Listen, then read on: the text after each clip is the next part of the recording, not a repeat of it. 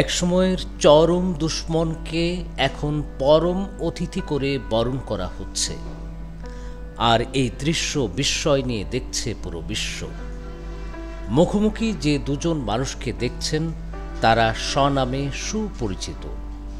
এর একজন হলেন সময়ের খুবই আলোচিত নেতা, সিরিয়ার বর্তমান প্রেসিডেন্ট আহমেদ আল শারা। আরেকজন হলেন ইরাক যুদ্ধে যুক্তরাষ্ট্রের কমান্ডার জেনারেল ডেভিড পেট্রাউস। যুদ্ধ শেষে তিনি সিআইএর পরিচালক হয়েছিলেন। এই দুজন মানুষের মুখোমুখি বসা, তাদের কথা বলা, চা কফি খাওয়ার ঘটনাকে মহা আশ্চর্য তো বলাই যায়। কারণ কি জানেন? এই মার্কিন কমান্ডার পেট্রাউসের বাহিনী গ্রেপ্তার করেছিল সিরিয়ার এই প্রেসিডেন্ট আহমেদ আল শারাকে।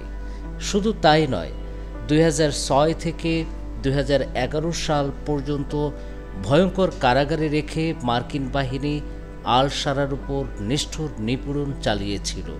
আর জেল থেকে বেরিয়ে আল কায়েদার সঙ্গে আবার যুক্তরাষ্ট্র বিরোধী তৎপরতায় যুক্ত হলে পেন্টাগন আল শারার মাথার দাম ঘোষণা করেছিল $1 কোটি মার্কিন।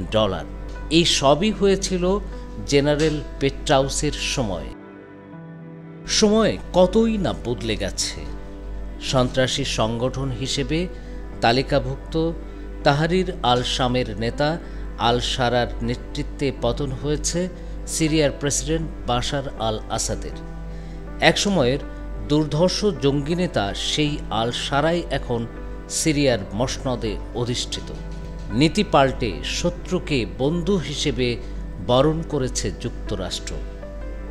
সেই সুবাদে দীর্ঘ 60 বছর পর সিরিয়ার কোনো শীর্ষ নেতা যোগ দিয়েছেন জাতিসংঘ সাধারণ পরিষদের অধিবেশনে।